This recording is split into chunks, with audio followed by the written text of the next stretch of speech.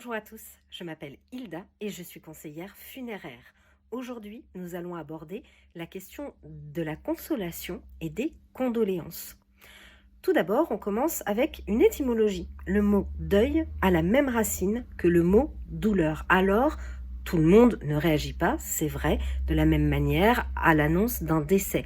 Mais qu'elle montre ou pas des signes, une personne qui vit un deuil vit un véritable bouleversement.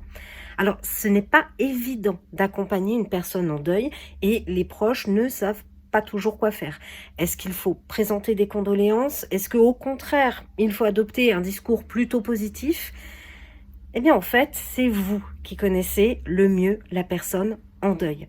Alors, dans un premier temps, si on peut vous donner un conseil, ce serait plutôt celui d'écouter. Souvent, il suffit dans un premier temps d'écouter la personne en deuil.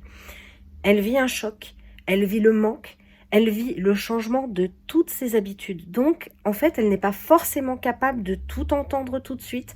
Elle n'a pas forcément envie de recevoir des conseils. Elle peut avoir besoin de complicité dans le silence.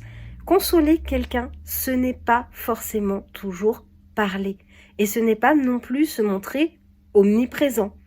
Retenez en fait que même si vous êtes un proche, eh bien, vous ne vivez pas le deuil à la place, je ne sais pas, de votre mari, de votre sœur, de votre ami.